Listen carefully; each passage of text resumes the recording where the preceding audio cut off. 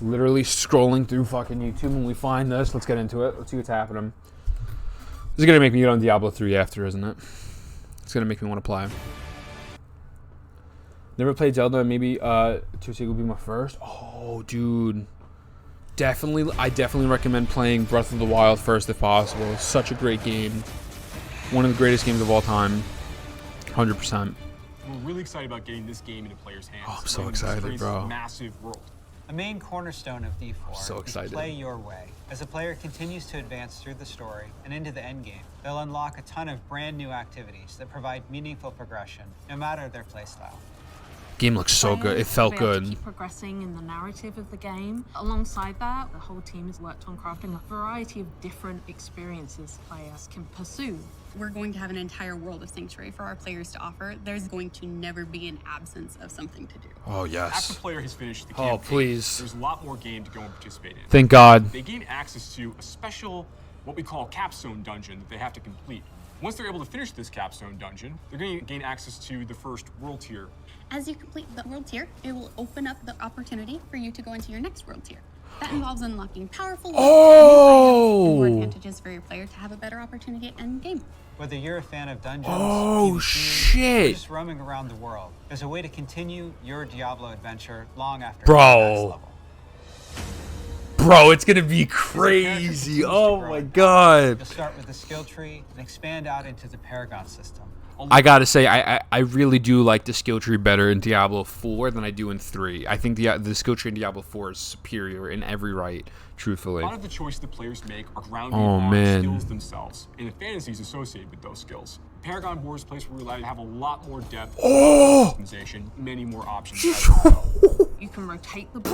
board, so you can choose a different path if you're like, I want to do more strength-based things, right? I want these particular boons or glyphs. You What? start your path through it, and they're really a way for you to keep expanding. Oh your my character, making it God. uniquely yours. Chat, that is sick. Similar to the Paragon boards is the Codex of Power. It's an in-game system that holds the aspects related to the character. You are able to complete a dungeon, and they will have a chance to drop an aspect that you can pick up. And what this allows players to do is take items they're finding in the world and make them more powerful, turn them into Yo. legendary items. It's really special to discover what kind of You playstyle really means the most to you.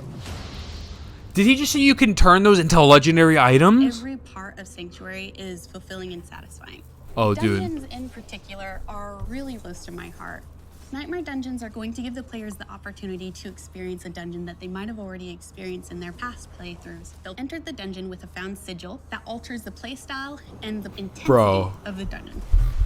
They're more difficult, and they have additional objectives, and then they also have affixes, which add a degree of difficulty for you and your group to work through. Oh my God. One of my favorite affixes that you can find in Nightmare Dungeons is actually called Hellgate.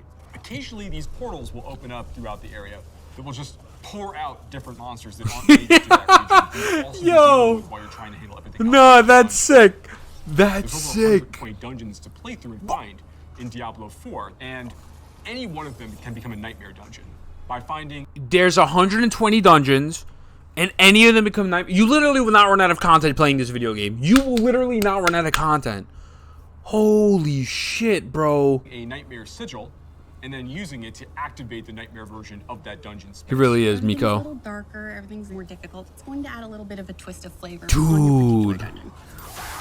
120 fucking dungeons.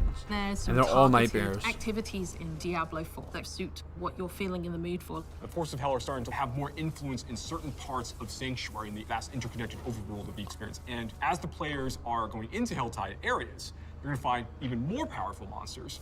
And by killing them, they'll be able to gain these special shards they can take to go and use to purchase these big rewards are available at these caches that are found littered throughout Helltide areas. The Dude. sky darkens and the rivers run red, meteors fall from the sky, and the monsters get harder. Look at that big ass homie. Create Look at new him. experiences for the players. There's one I really like called Whispers of the Dead, which you get from the Tree of Whispers. The Tree of Whispers is grim and a little gruesome, but it's also something mystically haunting and kind of beautiful. The tree has a little bit of a grudge against our players, and it would like for them to go serve its needs.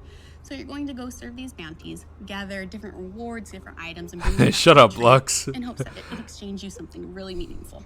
Maybe you're going to Ignore looks. and take out some Miko. werewolves that are rampaging in a town. They're contained activities that you can do alone or in a group. We really wanted to create This is variety sick. for people to be able to spend time where they wanted to in the world. It's very cool the way it's been put together, and I can't wait for people to see it, to be honest. This is so sick. This is insane. In Diablo IV, we have Oh a my focus lo- on where's the world Quack? of Sanctuary. And there are parts of that world that we call the Fields of Hatred, where Lilith's presence in Sanctuary has begun to seep through and manifest these poisonous areas throughout the world. When players go to these regions, they get to engage in player versus player conflict. I feel like I'm living in a These are Truman Show. opportunities for the player to collect shards. But there is a little bit of a catch. I got you, In order chat, to one get second. these shards back to town, you will need to purify them.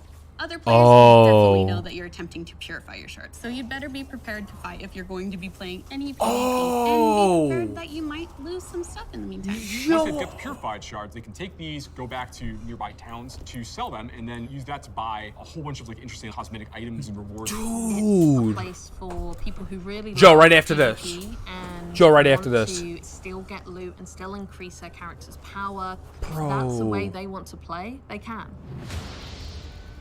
Launch Yo. is just the beginning. One of the things we're really focused on is creating a living, breathing set of updates for players to engage with after the game has gone live. It's really just going to be a way to keep coming back and experiencing more Diablo 4 in fresh ways. We're really eager to hear all of your experiences and just enjoy the entire story with you all. Bro, this game's gonna be crazy. Nah, this 10 out of 10. 10 out of 10. There's not one single bad thing you could say about that. That shit is fucking nutty, bro. I'm excited. My dick is hard. That's it. That's the clip.